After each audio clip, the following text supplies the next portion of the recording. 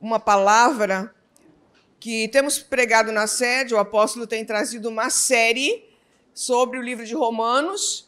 Em alguns domingos de manhã, o apóstolo falou sobre a autoridade espiritual e sobre o princípio da autoridade, de nós obedecermos àqueles que são colocados sobre nossa vida, nosso trabalho, né, nosso patrão, na igreja, a nossa liderança espiritual, na casa, o pai, a mãe, né, esse princípio de autoridade que precisa estar em todas as áreas da nossa vida. E depois vamos para Romanos capítulo 14.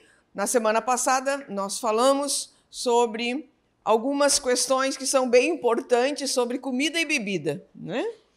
E eu quero nesta noite compartilhar com vocês, fazer um pouquinho um apanhado geral, isso a pedido do pastor, tá? Eu estou trazendo a mesma palavra que é trazida na sede, até para que haja um alinhamento dos campos, até para que os campos saibam, né, como que a igreja está se movendo nesse momento. Porque eu vejo que cada campo missionário, cada campo tem a sua realidade, cada campo tem a sua cultura, cada campo tem o seu povo, né? Cada um tem seu tempo e seu povo. E a sede também tem a sua estrutura. A mesma palavra de lá não pode ser trazida na íntegra para o campo, porque cada um tem a sua realidade. Mas sim, nós precisamos pelo menos ter uma visão geral do qual é a visão que a igreja tem, qual é o caminho que a igreja tem trilhado. Então, na semana passada, o apóstolo trouxe uma palavra sobre a comida e a bebida, né? Comer e beber. O que comer, o que beber? Lá no capítulo 14, versículo 1 de Romanos,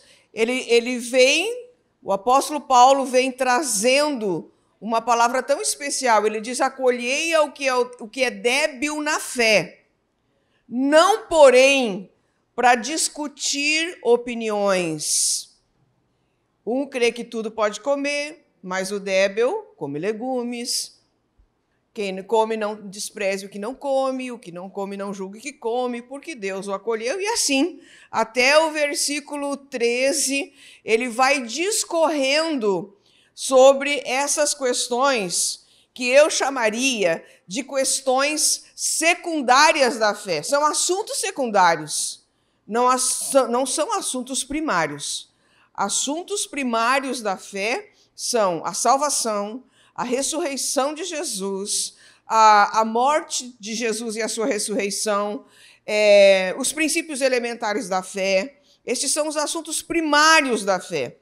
Aqui Paulo, depois que ele fala sobre a autoridade, ele começa a falar sobre assuntos secundários e que nós não devemos, como igreja de Jesus, discutir assuntos que não sejam relevantes, que não sejam importantes.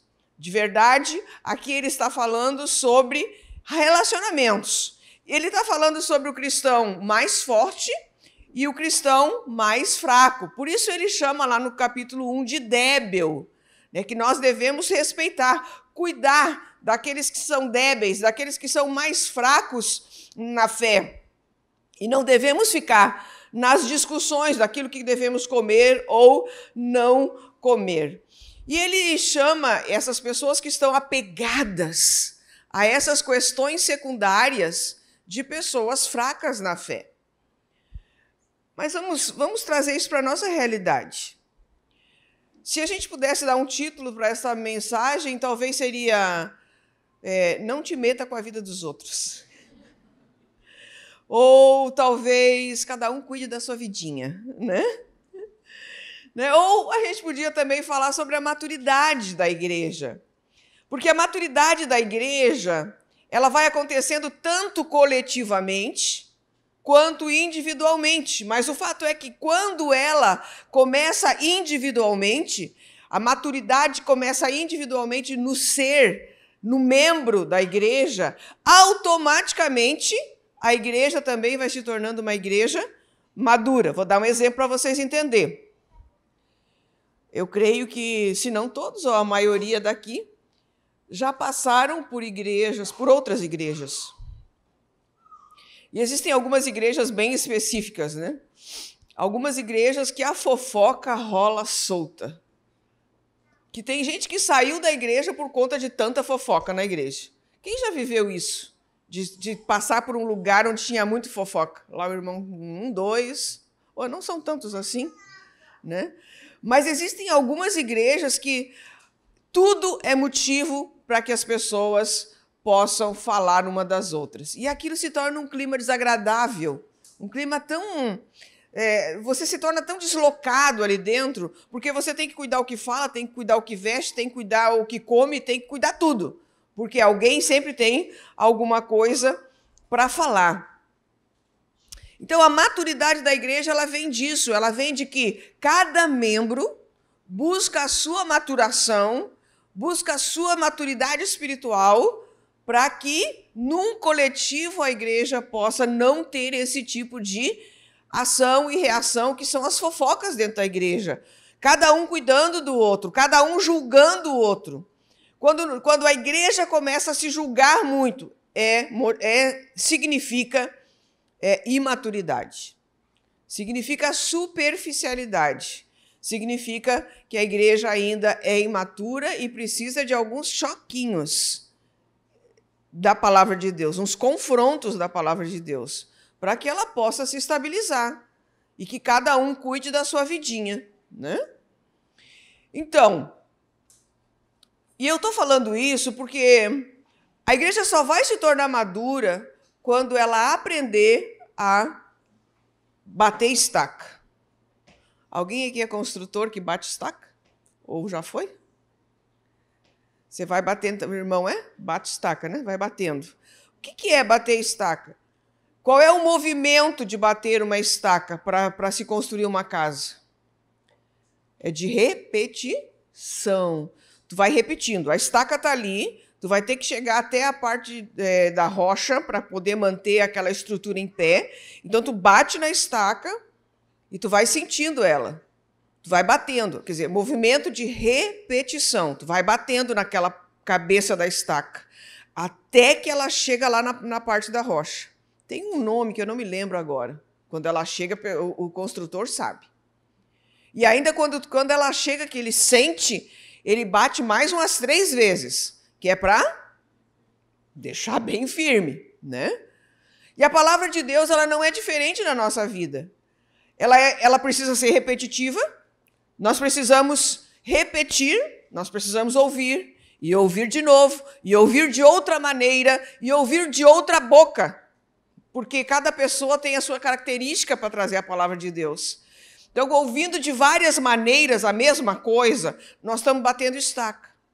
Nós estamos estabelecendo uma firmeza na nossa fé, para que a gente não venha a se desviar por conta de alguma coisa que a gente veja na igreja, entre um dos nossos irmãos, e a gente desanime na fé.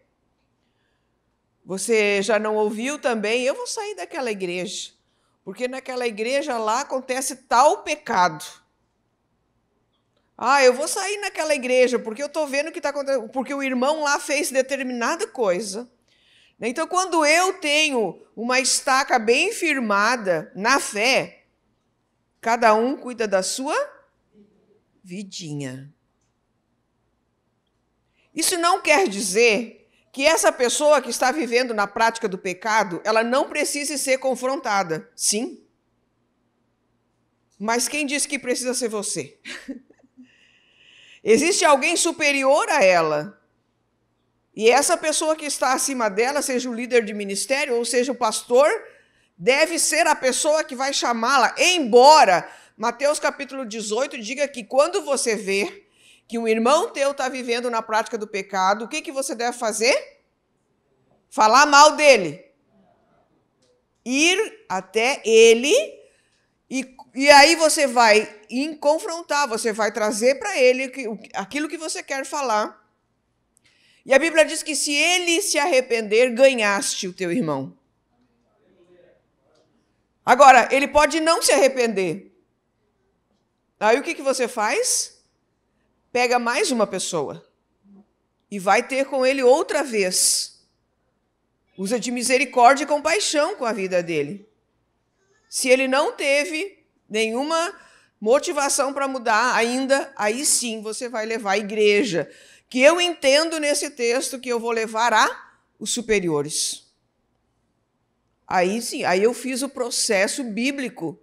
Agora, mas o que mais acontece na igreja é o seguinte: quando eu vejo alguém fazendo alguma coisa errada, eu já logo procuro o meu melhor amigo para contar. Ou eu levo lá para o ministério da intercessão, vamos orar pelo irmão, né? E aquilo vai virando uma bola de neve. Aqui o apóstolo Paulo, Romanos capítulo 14, nos primeiros 13 versículos, ele está falando sobre comida e bebida, mas também está falando sobre que cada um deve cuidar da sua vida. Claro que nós estamos falando de pecados morais, imorais ou amoral. Nós precisamos entender o que é isso. Quando nós estamos falando de assuntos secundários, nós não estamos falando de pecados imorais. Nós estamos falando de assuntos que podem ou não ser relevantes. Por exemplo, lembro-me que uma viagem para a Bahia, que nós estávamos com o Joade, fizemos uma viagem missionária para Salvador.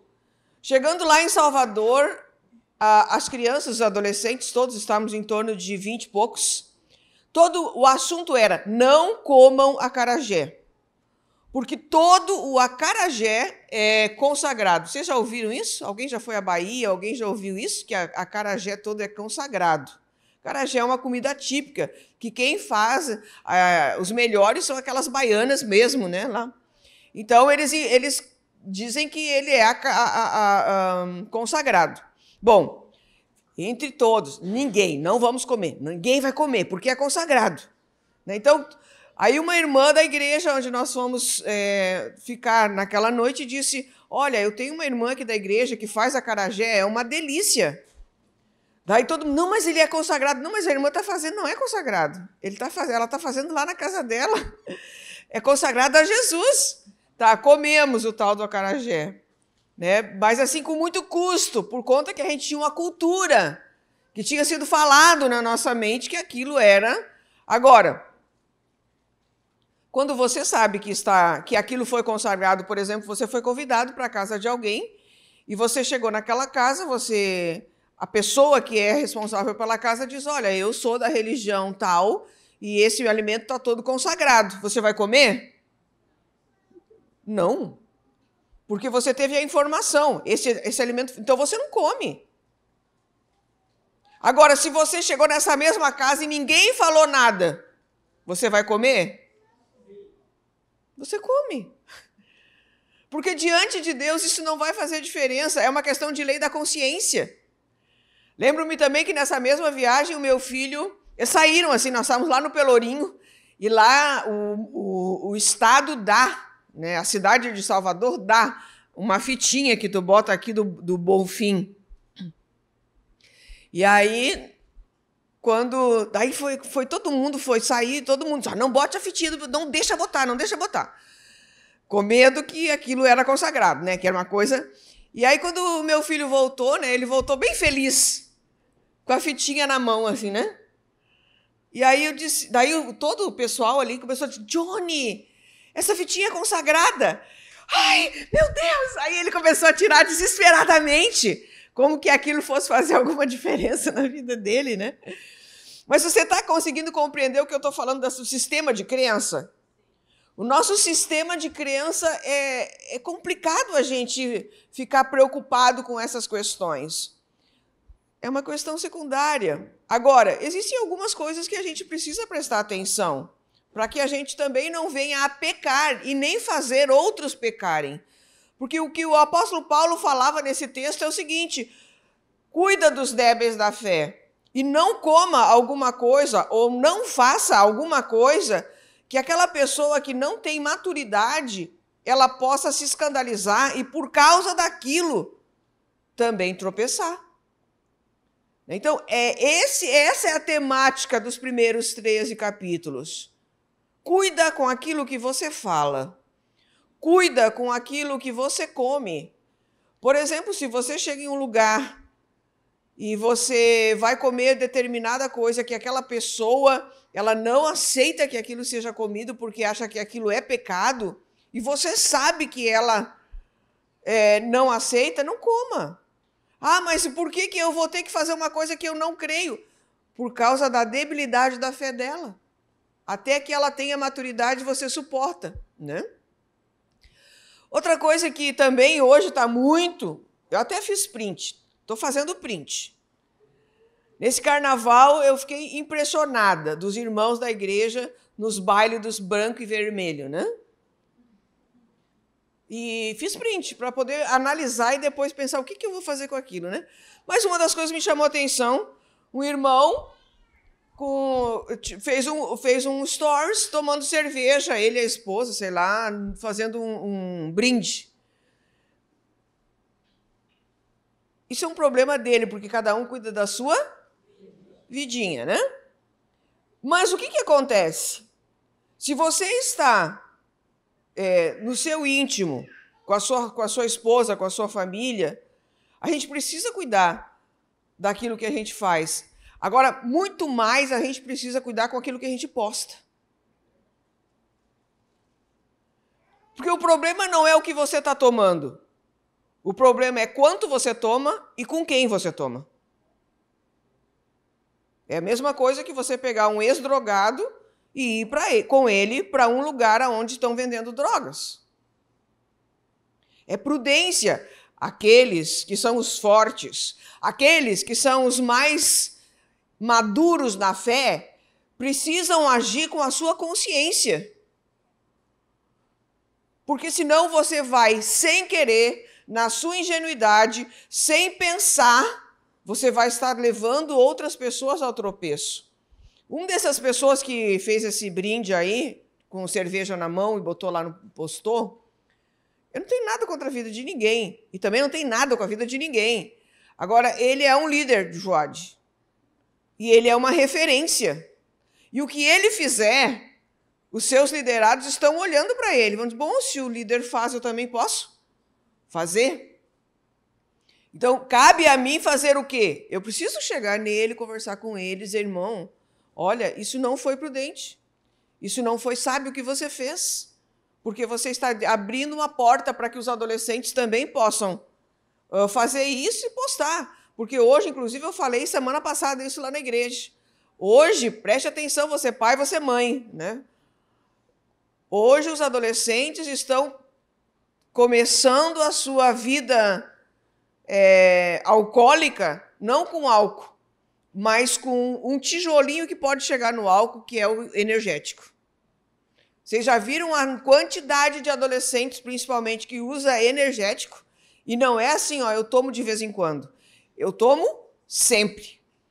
Se ele está tomando sempre, ele está fazendo um prelúdio daquilo que ele gostaria, porque daqui um pouquinho ele vai usar, quando ele se tornar adulto, o energético com alguma bebida alcoólica. É um passo, queridos. Um passinho. E a gente, às vezes, está dentro da nossa casa comprando para eles. Ou a gente compra para nós e quando vê, eles estão tomando, só que virou moda entre os adolescentes. Mas isso é só um prelúdio, porque eles estão se preparando para a bebida. E essa é uma grande, um grande equívoco, né, que o próprio inimigo coloca. Ah, mas energético é alcoólico? Não. Mas ele te dá um sentimento de euforia. Ele faz uma ativação de euforia. E dali adiante, se você colocar uma vodkazinha nela, aí vocês vão ver como a pessoa vai ficar. E eles já sabem disso. Só que eles não usam ainda, mas há um prelúdio. Então a gente precisa cuidar dessas nossas posturas, essas posturas que nós temos como filhos de Deus. Quando nós aceitamos a Jesus, quando nós recebemos a Jesus como Senhor da nossa vida, nós vamos ter um processo de crescimento, e é natural. Nós vamos começar infantil, nós vamos fazer coisas infantis, porque nós somos criança na fé, mas nós precisamos buscar bater estaca. aprofundar o nosso conhecimento, aprofundar as nossas experiências com o Senhor Jesus, aprofundar o nosso conhecimento na palavra de Deus, para que a gente vá deixando, ou para que os princípios elementares vão se tornando práticas normais da nossa vida. Senão, daqui um pouco, vai acontecer que você vai estar vivendo uma vida carnal dentro da igreja, acreditando que vai para o céu, mas usando práticas que não te levarão para o céu. Então, qual que é o problema do crente fraco? Ele vê os outros não cumprindo as regras que ele tem como santas. Porque a pessoa, quando ela converte, quando ela logo vem para a igreja, ela acha que todo pastor é santo. Pastor Ney é santo, pastor? Não, né? A pastora Eliane não é santa. Nós vivemos uma vida de luta diária, enfrentando, né, o pecado para não viver no pecado. Mas uma das coisas que eu posso garantir para vocês, se você passar uma semana perto de mim, você vai ouvir alguma coisa que você não gostaria, ou você vai ver alguma atitude minha que você não gostaria de ver, você, mas a pastora Eliane fazendo isso. Ou alguma coisa vai acontecer que você vai achar, mas a pastora Eliane não é tão santa assim. E não é por falta de vontade, nem por falta de batalha, mas é que eu sou carnal. E às vezes a gente coloca aquele protótipo de santidade que a gente realmente não consegue sustentar. Agora, o cristão, quando ele chega na igreja, quando ele está começando a caminhada de fé, ele acha que todo mundo é santo. Então, ele não admite. E não só o que chega, às vezes a pessoa está há muito tempo na igreja e ela está assim, ela não admite que as regras que ela considera que sejam regras de santidade, alguém venha e quebre essas regras. Então, ele se torna um julgador. Por isso tanta gente sai das igrejas. Por isso tantas pessoas se escandalizam na igreja. Porque elas se tornaram julgadoras. Porque elas querem que o evangelho seja administrado, ou ele fique dentro daquela bolha que a pessoa estabeleceu como regras. E eu não estou falando do pecado em si, eu estou falando das questões secundárias. O pastor vai lá e toma vinho. O fulano foi lá, o meu irmão foi lá na casa dele, tomou cerveja. O outro lá comeu pato no tucupi. O outro lá comeu, como é que chama aquela morcela, né? A morcilha. E lá no Velho Testamento diz que não pode comer. Aquele fulano lá comeu carne de porco. E a Bíblia diz lá que o porco coisinha para trás, né? Não pode. Só que isso são questões secundárias.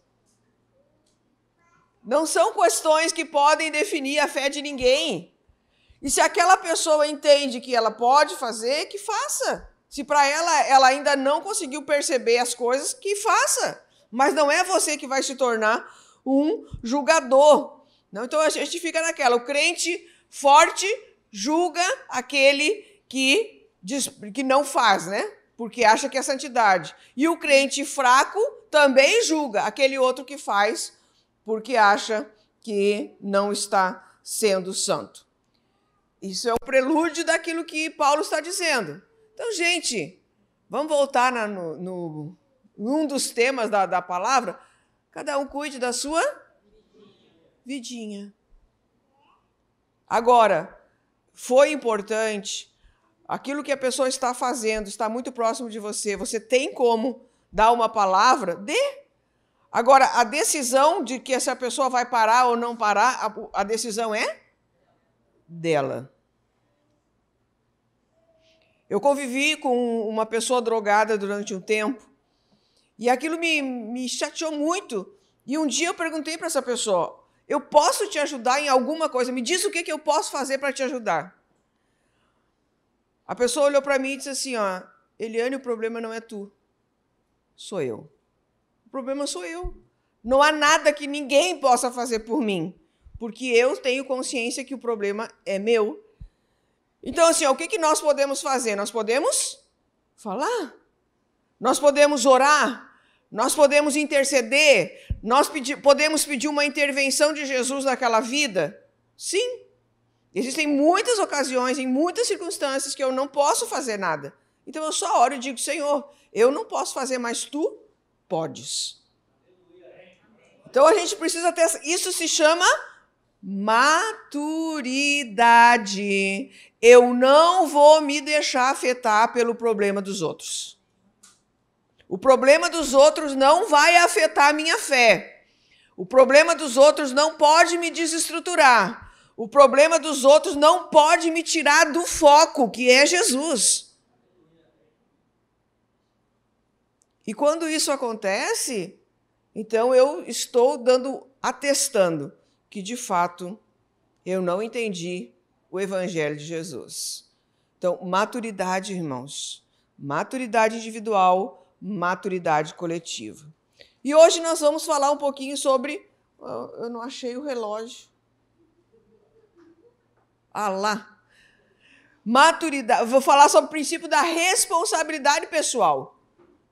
Para que a gente possa desenvolver a maturidade, nós precisamos desenvolver a nossa maturidade, a nossa responsabilidade pessoal.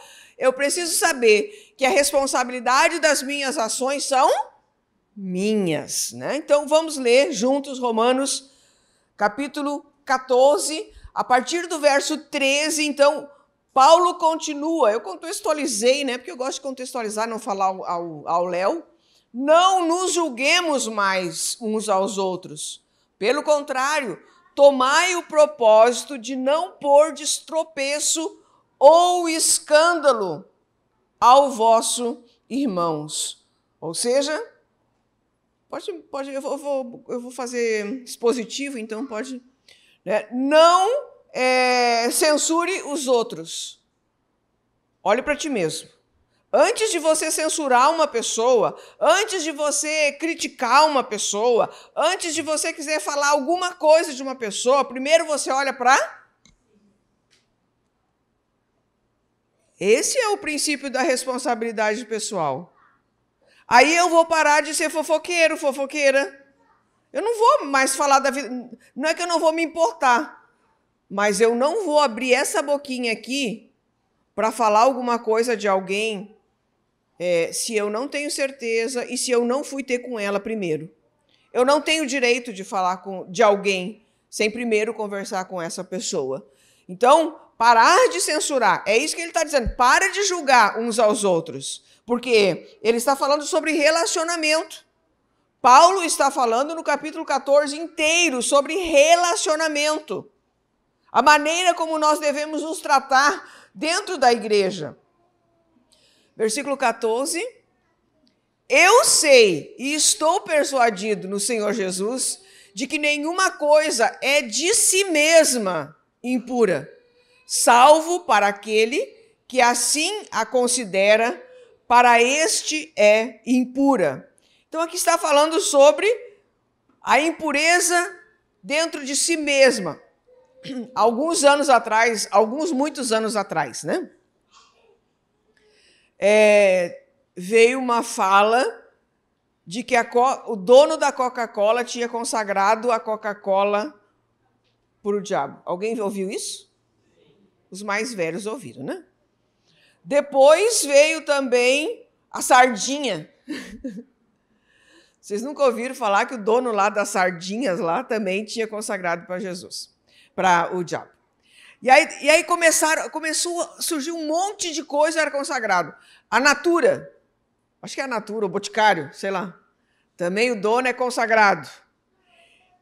Bom, aí tu tem que chegar. Como é que tu vai fazer, gente? Tu vai chegar no supermercado, vai olhar uns pacotes de macarrão e tu vai olhar para ele e vai dizer: tu é consagrado ou não é consagrado?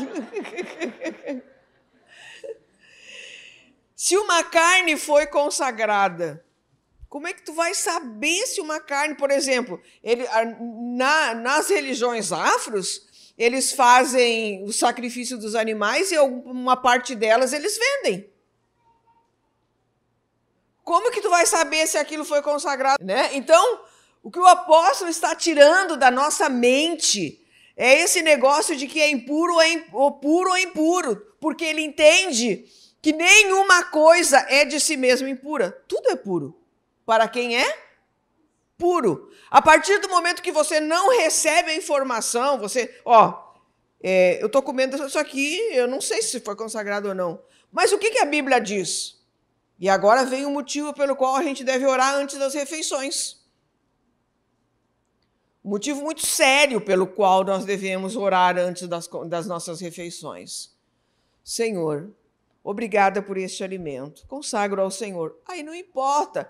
E aí, agora vamos falar uma coisa. Outra coisa. Roupas. Quando você ganha uma roupa de alguém que é de uma religião afro, e nós sabemos que a religião afro é muito forte em consagração. Ela consagrou. O irmão aqui, pastor, ganhou uma blusa do Boss, né? E se ele ganhasse de alguém que tivesse consagrado e desse para ele? Ele não ia saber. Então, todas as coisas, elas são puras, para os puros. Então, por isso que a gente consagra a nossa vida, os nossos bens, nossa casa, nosso carro, né? Tudo que somos, tudo que temos. Essa fala, ela precisa sair da nossa boca. Porque a gente realmente está vivendo num mundo onde há muita gente consagrando muita coisa a tudo. Então, quando nós oramos antes do almoço, nós estamos dizendo, Senhor, independente de onde tenha vindo essa comida aqui, nós queremos ser gratos porque ela vem do Senhor. Para nós, ela vem do Senhor. Entendeu, queridos? É a gente descomplicar. Paulo está dizendo isso, descomplica. Porque nenhuma coisa é de si mesmo impura. Salvo para quem? Para aquele que assim a considera. Então eu preciso ter o meu coração puro. Eu preciso ter a minha vida santificada na presença do Senhor. Eu preciso acordar de manhã. E isso precisa virar um hábito. Senhor, esse é o dia que o Senhor fez. Eu entrego ao Senhor. Se tu entregou ao Senhor, o diabo não tem parte. Agora, quando a gente começa a se pegar em coisinhas minúsculas, a gente passa essa vida religiosa nossa enfrentando muita batalha todo dia. Porque a gente quer ser o dono da verdade. Não, querido. Entregue ao Senhor. Versículo 15.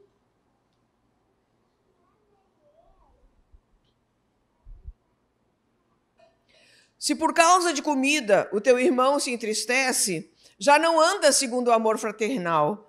Por causa da tua comida, não faças perecer aquele a favor de quem Cristo morreu. Então não é a comida ou a falta dela que vai te recomendar para Deus.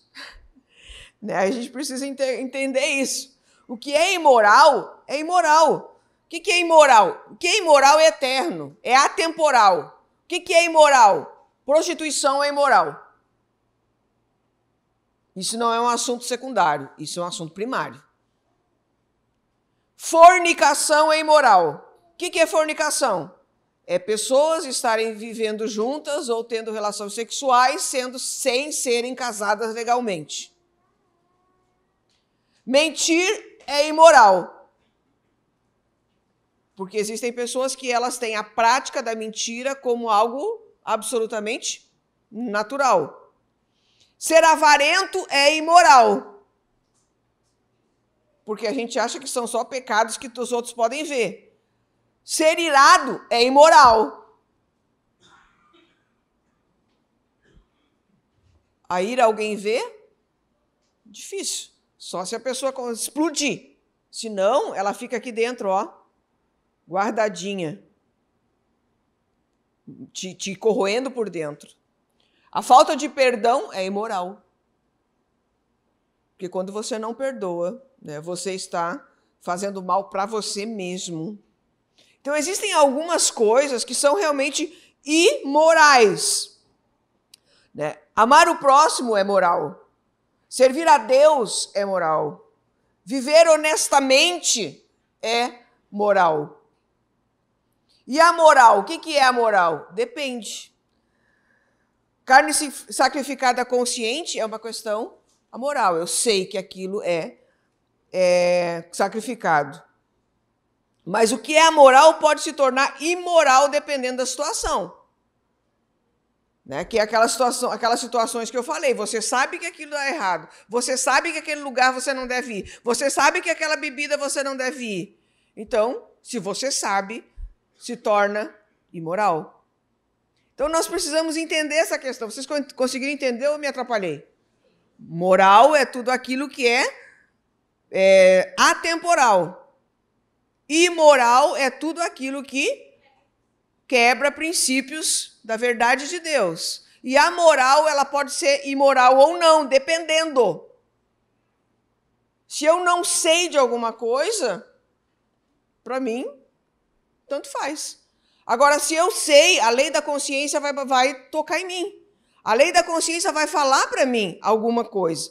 1 Coríntios, capítulo 8, depois a gente continua aqui, dos versículos 1 a 13, elucida essa questão de alimentação. Nossa, que rápido! No que se refere às coisas sacrificadas a ídolos, reconhecemos que todos somos senhores do saber. O saber ensoberbece, mas o amor edifica. Se alguém julga saber alguma coisa, com efeito, não aprendeu ainda como convém saber. Mas se alguém ama a Deus, esse é conhecido por ele. No tocante à comida sacrificada a ídolos, sabemos que o ídolo de si mesmo nada é no mundo e que não há senão um só Deus. Porque ainda que há também alguns que se chamem deuses, quer no céu ou sobre a terra, como há muitos deuses e muitos senhores. Todavia, para nós, há um só Deus, o Pai, de quem são todas as coisas e para quem existimos, e um só Senhor, Jesus Cristo, pelo qual são todas as coisas e nós também por ele. Entretanto, não há esse conhecimento em todos. Está vendo? Nem todos compreendem isso. Porque alguns, por efeito da familiaridade, até agora com o ídolo, ainda comem destas coisas como a eles sacrificadas. E a consciência destes, por ser fraca, vem a contaminar-se. Olha aí que revelação aqui, ó. Se você acredita que alguma coisa é contaminada e você tem essa consciência fraca, vai ser contaminado. Você já pensou sobre isso? É um assunto delicado, né, pastor, que me mandou pregar, mas é uma coisa que a gente tem que pensar. Agora eu volto lá em Salvador. Então a gente comeu aqueles acarajé que a irmã da igreja fez, que não tem nada de sacrificado. O que aconteceu com 3, 4? Passaram mal. E disseram que foi o acarajé. Não foi o acarajé, irmão. Não foi, querido. Não, mas foi. Então vocês estão entendendo o que o texto está dizendo? Né? Então, por causa da consciência fraca, se a gente acredita que aquilo realmente acontece, a consciência fraca faz acontecer. Não é a comida que nos recomendará a Deus, pois nada perderemos se não comermos, e nada ganharemos se comermos. Vede, porém, que esta vossa liberdade não venha de algum modo a ser tropeço para os fracos. É uma repetição lá de Romanos, né? Porque se alguém te vir a ti, que és dotado de saber, à mesa, em templo de ídolo, não será a consciência do que é fraco induzida a participar de comidas sacrificadas a ídolos? E assim, por causa do teu saber, parece o irmão fraco pelo qual Cristo morreu. E deste modo, pecando contra os irmãos, golpeando-lhes a consciência fraca, é contra Cristo que pecais. E por isso, se a comida serve de escândalo a meu irmão, nunca mais comerei carne, para que não venha escandalizá-lo. Ô, palavra para gaúcho!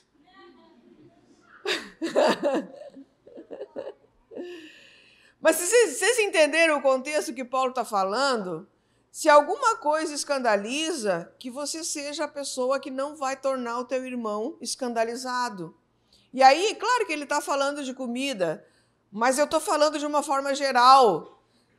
E eu ainda preguei no quarta-feira de noite lá na sede, que a gente precisa cuidar muito dos amigos que a gente escolhe. Porque os amigos nos levam para lugares aonde nós não gostaríamos de ir. Mas eles têm esse poder, porque são amigos. Então, porque os amigos foram, todos vão. Então, quando você vê, você teve uma experiência com Cristo, mas os teus amigos vão te levar a lugares que você não deveria chegar. Por exemplo, quem já não foi levado por um amigo à bebida, a beber alguma coisa? Quem já não foi levado a um amigo à droga? Se você perguntar para alguém que estava na drogadição, como é que ele chegou na droga? Um amigo entregou, um amigo deu, um amigo levou. E a bebida não é diferente. E a prostituição não é diferente. Agora, graças a Deus, isso aí já mudou aqui no Rio Grande do Sul. Mas há mais ou menos uns 30, 40 anos atrás, não façam as contas, né? Mas eu sei disso. Havia uma prática. Os homens, quando chegavam, os pais, quando os meninos chegavam aos 13 anos, 12 anos, eles levavam eles num prostíbulo. Para que ele tivesse uma primeira experiência, para que ele fosse macho. Então a gente precisa pensar muito bem sobre essas questões, porque muitas vezes nós estamos escandalizando, e estamos sendo escandalizados, e estamos sendo influenciados, e não estamos conseguindo influenciar.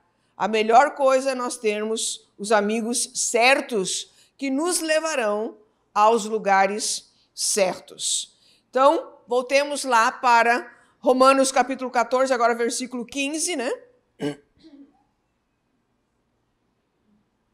Se por causa da comida o teu irmão te entristece, já não anda segundo o amor fraternal.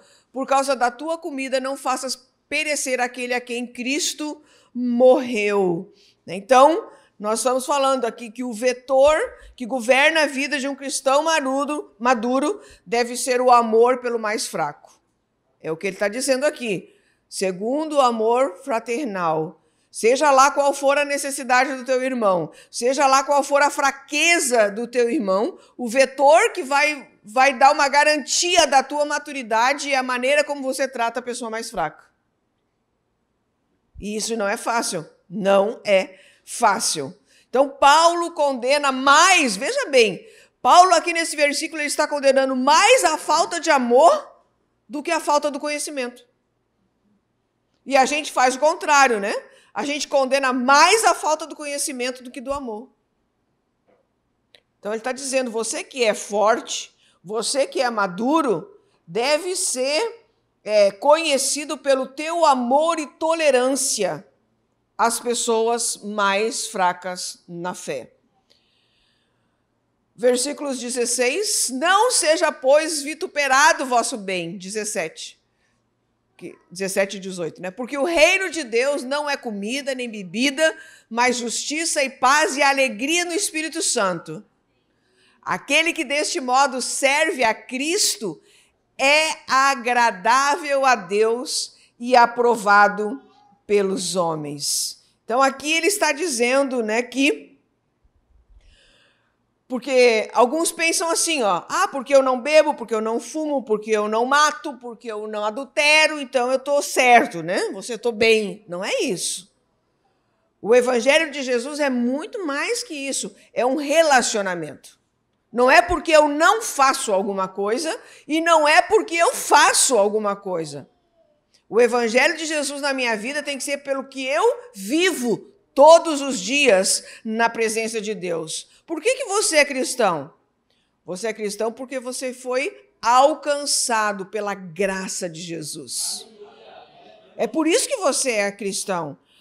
Você é cristão porque você reconhece Jesus como Senhor e Salvador. Você reconhece que não há outro caminho além daquele no qual Ele possa te trazer a vida eterna. E é o caminho Jesus.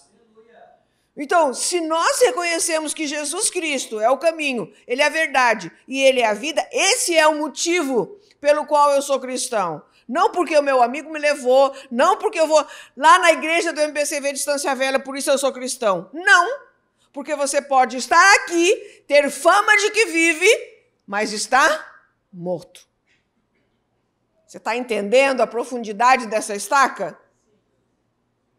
É muito mais do que vir à igreja, é muito mais do que cantar louvores, é muito mais do que você ser membro daqui. É um relacionamento. Então ele está dizendo, não é comida, não é bebida, é justiça. Né? Então aquele que desse modo serve a Cristo é agradável a Deus e aprovado pelos homens. Então, entender essa nossa posição. Entenda a tua posição. Se você não entender essa posição de cristão, como filho de Deus, herdeiro das promessas, rendido pelo amor de Jesus, e só vir para a igreja achando que aqui é a tua garantia de salvação, não sei até onde você vai conseguir suportar, se você não tiver as estacas bem estabelecidas com profundidade.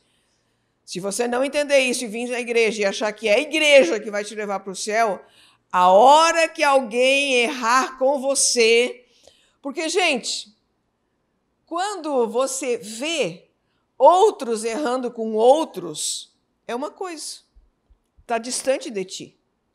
Agora, quando alguém erra com você, ou quando o assunto é muito próximo de você, é ali que você vai precisar revelar e mostrar quem você é. É no momento da pressão, é no momento do deserto que os segredos são revelados.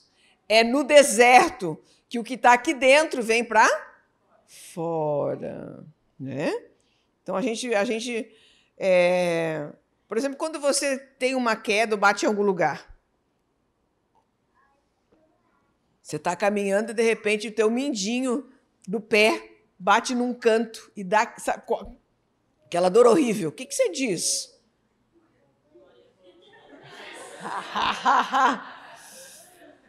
Pois é, né? Glória a Deus, mas aqui dentro está assim, né? Quando alguma coisa dá errada, qualquer coisa, você já logo começa assim, ó. Deus não está vendo? Deus não está enxergando o que eu estou vivendo? Então, é assim que nós somos, essa é a nossa carnalidade. Mas se a gente entender a nossa condição de filhos de Deus, de herdeiros das promessas, de sacerdócios reais, de povo exclusivo, escolhido pelo Senhor, eu não vou mais me importar com as coisas que estão acontecendo ao meu redor. Não que eu vou ser uma pessoa indiferente, mas eu vou ser uma pessoa mais tolerante. E saber que aquela pessoa ali, ela é uma pessoa imatura na fé. E que pode ser a minha mão que estendida, a minha compreensão, o meu acolhimento naquele momento onde todo mundo disse não para ela.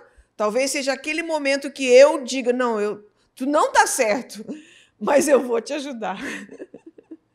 Ali pode ser a porta estreita que aquela pessoa precisava passar. E eu sempre digo, a porta é estreita de Jesus, mas está aberta. Não está nem encostada. A porta de Jesus está aberta. É estreitinha. Tem que passar de ladinho. Mas está aberta. Né? E você pode ser essa porta. Versículos 19 e 20. Assim, pois, seguimos as coisas da paz e também as da edificação de uns para com os outros. Não destruas a obra de Deus por causa da comida. Todas as coisas, na verdade, são limpas, mas é mal para o homem o comer com escândalo. Então, aqui o apóstolo está dizendo que nós devemos investir mais em relacionamento do que ritual. E agora amplia isso, né? Eu estou falando, inclusive, na igreja.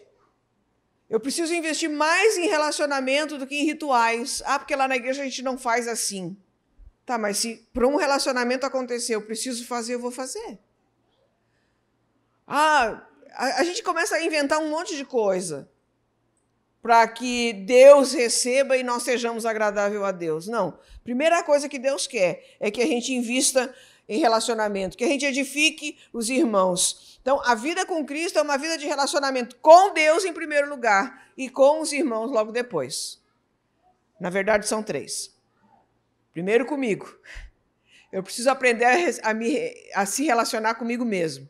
Depois eu me relaciono com Deus. Eu reconcilio com Deus. E depois eu vou ter com o meu irmão. Porque tudo é um transbordar. Se eu estiver bem com Deus, comigo, automaticamente eu tenho um bom relacionamento com Deus. Eu reconcilio, né? Eu estou sempre em posição de reconhecimento de que eu sou carnal, que Cristo é o ser que está em cima de mim, o meu Senhor, e que eu preciso me render a Ele todos os dias. Fazendo isso, automaticamente eu vou olhar para o meu irmão de forma diferente. Porque eu tenho paz no meu coração. Agora, se eu não tenho esse relacionamento comigo e eu não tenho esse relacionamento com Deus, automaticamente eu sou uma pessoa que vive brigando com todo mundo. Quando você vê uma pessoa que vive brigando com todo mundo, saiba disso. Essa pessoa, ela não está bem com ela e ela não está bem com Deus. Isso é fato. Porque aqueles que estão bem com Deus, eles estão em paz. Eles vivem a paz. Inclusive, a Bíblia diz que a gente deve correr da gritaria. Vive a paz. Se você não está conseguindo viver a paz no seu lar, se você não está conseguindo viver a paz no seu trabalho, se você não está conseguindo viver a paz na sua igreja, faça uma avaliação, examine-se a si mesmo, né? Então, entenda isso, né? A nossa vida cristã é uma vida de relacionamentos comigo, com Deus e com o meu próximo, e isso vai se tornando cada vez mais transbordante, e eu vou me tornando cada vez mais luz. Isso é ser luz. Então, ninguém é tão forte que não possa edificar o outro. E ninguém é tão fraco que não possa ser edificado.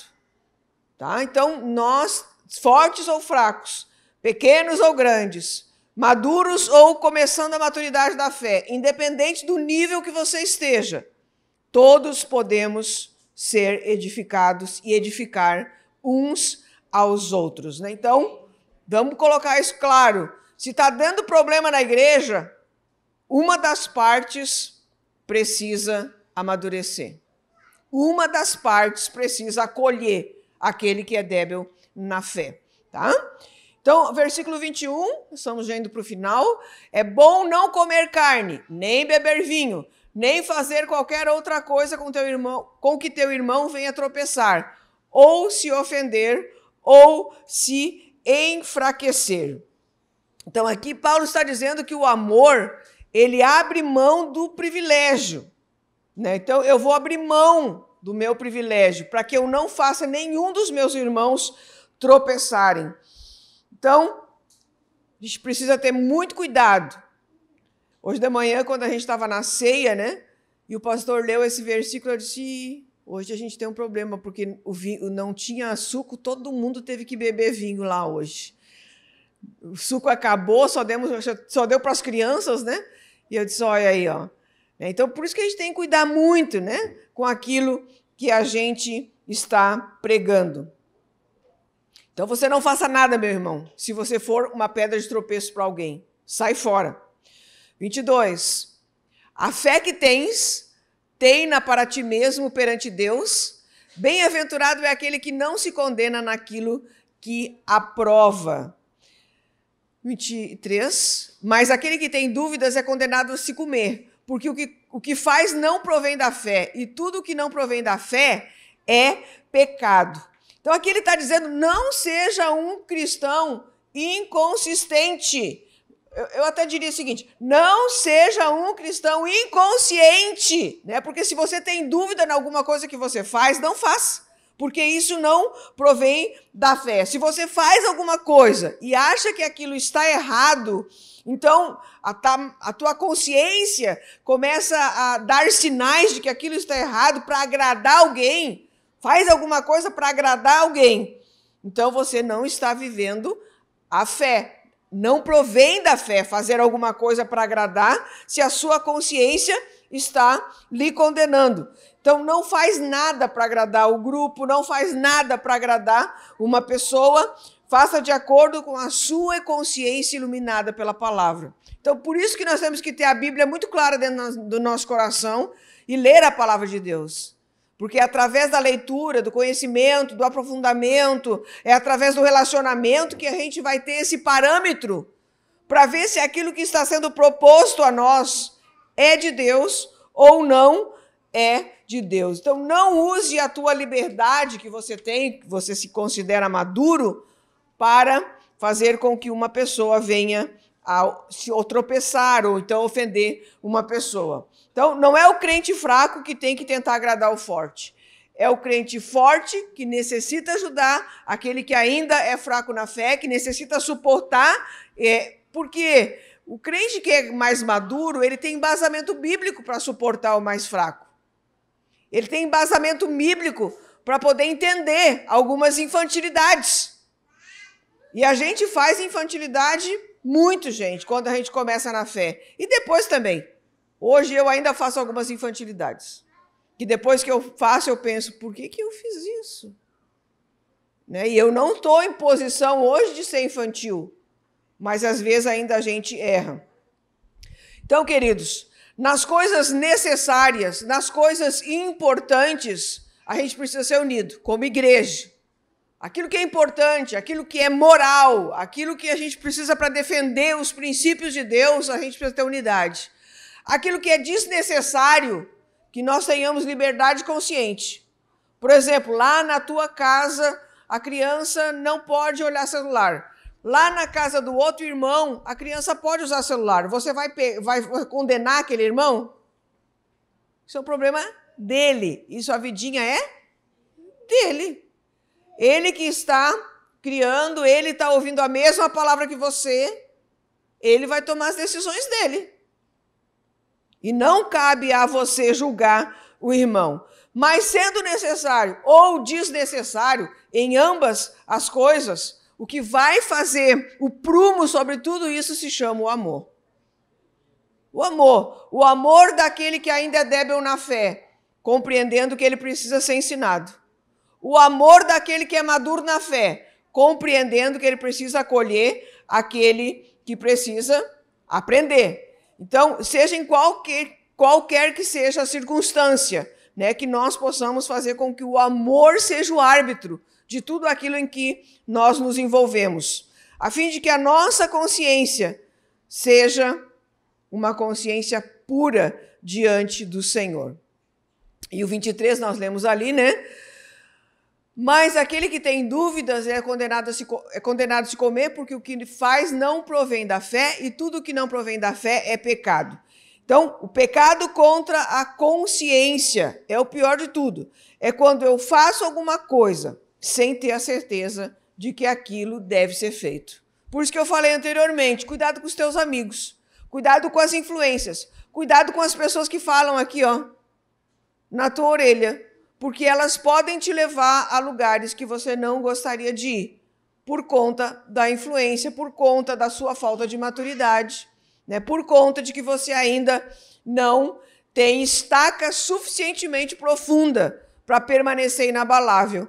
E eu até diria, pode colocar o 15 ali, ele vai continuar, Paulo vai continuar falando, 15:1, ele continua só para a gente terminar. Se por causa de comida... Olha o tempo que ele está falando, gente, sobre isso. Se por causa de comida o teu irmão se entristece, já não anda segundo o amor fraternal. Por causa da tua comida, não faças perecer aquele a favor de quem Cristo morreu. Ele começa tudo de novo.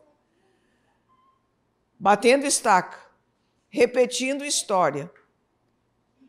Mas nós tiramos a palavra comida e bebida e falamos sobre todas as coisas que não estão conforme aquilo que nós achamos que deve estar. E para que nós paremos de julgar as pessoas por aquilo que nós entendemos que é o certo para nós. O que é certo para ti é para ti. Pode ser que Deus peça alguma coisa para você que você não faz. Por exemplo, a lei do nazireado. O Senhor pedia a lei do nazireado para alguns profetas, algumas pessoas. A lei do nazireado dizia o seguinte, ele não podia se contaminar com mulher, ele não podia cortar o cabelo e ele não podia tomar vinho. Essa era a lei para uma santificação. Ele pedia para todos? Não. Ele pedia para alguns. Então, Então pode ser que Deus peça alguma coisa para você que não pediu para o teu irmão. Mas por que cargas d'água tu vai cobrar do teu irmão o que Deus falou contigo? Há muita religiosidade dentro da igreja. Muita. Não faça isso. Não faça aquilo. Não coma aquele outro. Não beba aquela outra coisa lá. Não use aquela roupa. Não corte o cabelo daquele jeito. E assim nós vamos, vivendo um mundo de religiosidade, nos incomodando com coisas secundárias e deixando de viver o verdadeiro evangelho de Jesus. Então, há muita religiosidade e pouca intimidade com Jesus. Então, queridos, vamos parar de se preocupar com a vidinha dos outros? Vamos parar de falar que o irmão, a pastora Eliane, veio lá com um vestido bege. Onde é que já se viu pregar com vestido bege? Mas é isso, gente. São as pequenas coisas que denunciam o nosso grau de religião. Porque o pastor... Viram a mulher do pastor hoje? Vocês viram a roupa que a mulher do pastor hoje estava? E assim vai. Gente, isso é igreja. Eu conheço igreja. Eu estou há 43 anos dentro da igreja. E eu vi muita gente boa parando de cumprir o seu propósito, porque estava se preocupando muito com a vida dos outros. E aí Deus não confia mais. Deus não vai confiar em quem é infiel. Então, que a gente possa, nessa noite, de uma forma geral, pensar um pouquinho sobre a maneira como a gente está vivendo a religião, a maneira como a gente está vivendo o evangelho, a maneira como a gente está levando a nossa vida diante do Senhor, a maneira como nós estamos nos importando com aqueles que são fracos. Se alguém te levantar uma calúnia contra você, o que você vai fazer? Você vai deixar o tempo?